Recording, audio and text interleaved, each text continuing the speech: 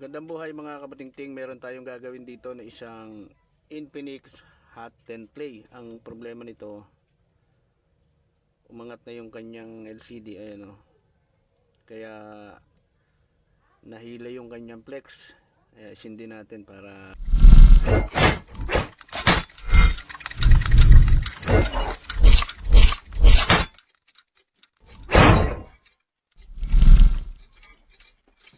makita natin yung naging problema niya. Ang naging problema niya, ayan, kung mapapansin nyo, nagkaroon siya ng mga guhit-guhit.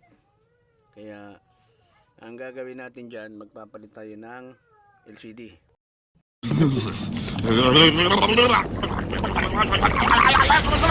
What did you say, nigga?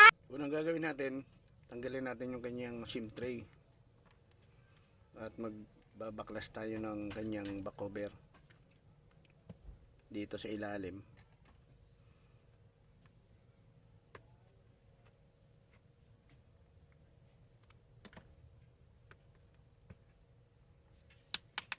Ayan, radio, tumutunog-tunog siya. Ayan, tatanggal na yung kanyang mga lock. Ayan. Ito ngayon, ang gagawin nyo, itulak nyo to para maiwan siya. Ayan, yung sa fingerprint, ayan o. Tapos tatanggal tayo ng cover dito sa mainboard, saka dito sa charging board niya, dahil may yung LCD kakabit natin, natatanggal natin, meron siyang flex dito para dun sa kanyang charging. Kaya tanggalin muna natin yung mga tornilyo para mapakita ko sa inyo kung ano yung mga tatanggalin na mga flex. Kailangan pag nagpalit kayo ng LCD, alam nyo yung mga unang tatanggalin, yung kanyang battery, flex, at para hindi mag ground yung ating LCD kapag tinesting natin. Ayan na. Tanggalin natin. Yung angat natin yan. Tapos angat natin to. Ayan. Dito magbabaklas din tayo. Kaya tanggalin na natin. Wala kaming pakialam!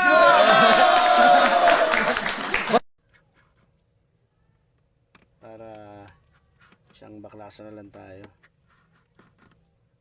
Kasi angat na yung kanyang LCD. Sira, di ba, nakita nyo? Nagka-guit-guit na siya.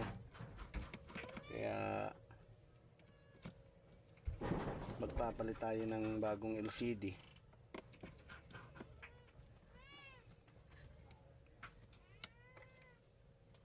Yan. Ito yung sinasabi ko sa inyo. Una nyong iangat to. Flex to ng battery. Tapos ito, yung sa LCD. Saka ito.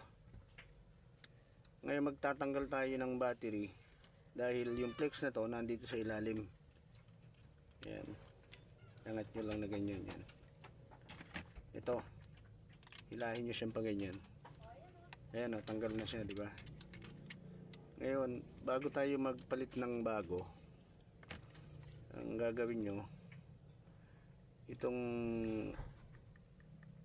gilid na to kailangan yung malinis dahil may mga naiwang adhesive dyan eh. Ayan. Hanggang dito.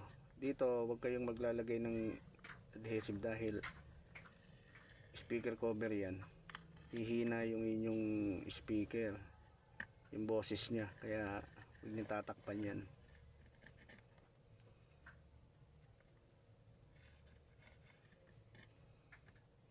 Pagka nalinis nyo na, ang gagawin nyo, brusin nyo siya para malinis mabuti. Ayan. Ngayon itetesting natin yung bagong LCD ito. Ito yung bagong LCD natin. Parehas siya. Ito. Ayan o. Yan, kailangan parehas. Ngayon ang gagawin natin dito, isusot nyo dito yan sa dito. Pero ang gagawin natin ngayon, lalagyan na natin siya ng dikit. Ayan, idikit natin dito. Hanggang dito lang yung pagdidikit nyo, pag ganyan.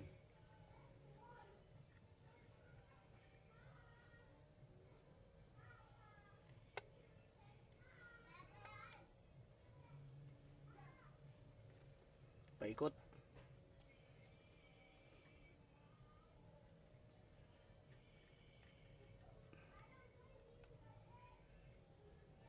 Para lumapat yung ating LCD.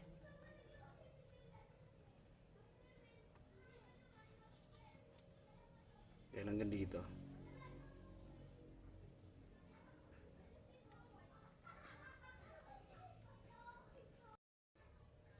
Ayan, nadikitan na natin. Ngayon isuot nyo to, ganyan.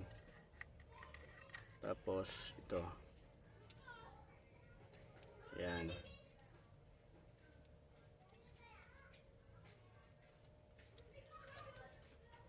Ayan.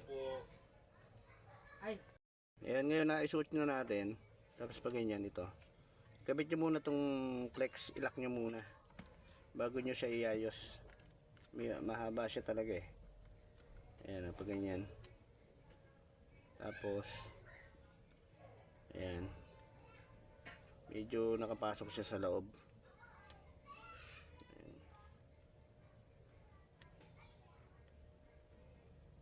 Ayan. Tapos ito, ikabit nyo yan pag ganyan. Ayan. Sunod nyo yung battery. Ayan.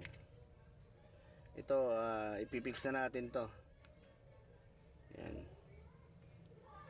I-on natin para makita nyo bago natin siya ikabit yung mga tornilyo.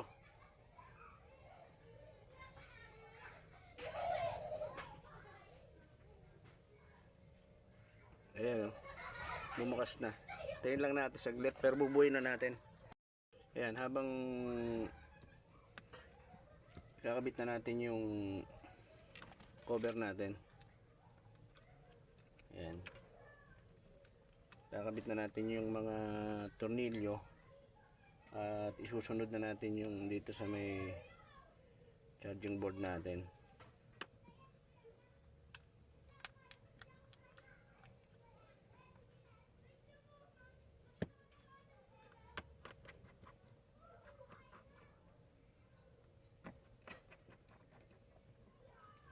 Tapos ito, ang pagkakabit niyan pag ganyan, kabit nyo ito, huwag nyo kakalimutan kasi may cover din yan eh. Ito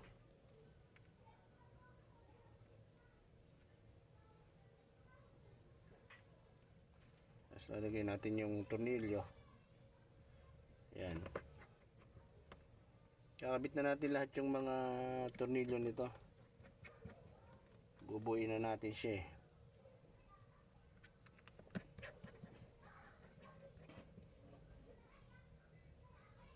Para makita nyo mamaya pagka naikabit na natin yung mga tornilyo, lalagyan naman natin siya ng tape yung kanyang LCD para lumapat ng maayos. Ayan, konti na lang. Tapos sunod natin dito sa ilalim. Ayan.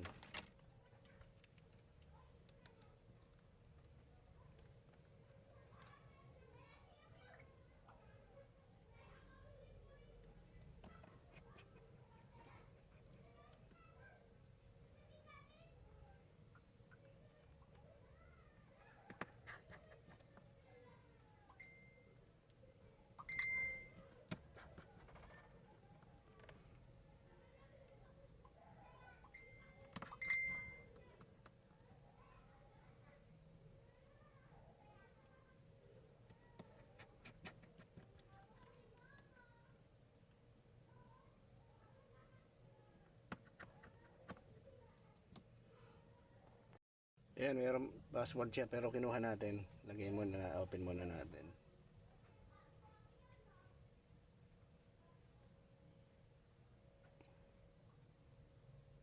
Ayan o, nag-open na. Ngayon kuha kayo na isang apps. Kahit anong apps dyan, kuha kayo. Ayan. Igalaw nyo. Ayan o. Kailangan, pag ginalaw nyo, sumusunod siya. Ayan. Kapag ganyan, okay yung pinalit nating LCD. Ngayon ang isusunod na natin yung kanyang cover. Yan, ikabit natin. Unahin yung ganyan sa ibabaw dito. Ayan. Ayan o. Tutunog yan pagka nag-lock na siya. Ayan o. Yun. Pagka nag-lock na ganyan, pag nag-lock ng ganyan, okay na yan. Check nyo lang yung volume kung gumagana. Ayan. Ayun o, okay naman siya. Ayan. Tapos lagay na natin yung kanyang SIM tray. Ayan. Tapos lalagyan natin siya ng tape. Ayan, ngayon lagyan natin siya ng tape. At patutuyuin natin siya ng kalahating oras para sigurado tayong lumapat yung ating nilagay na LCD. Ayan. Pero ito, okay na to, magagamit na to nung may-ari.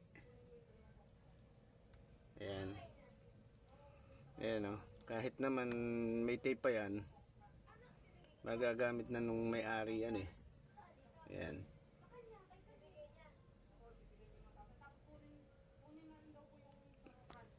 Ayan o. Okay na siya. Ayan. Magagamit na nung may-ari.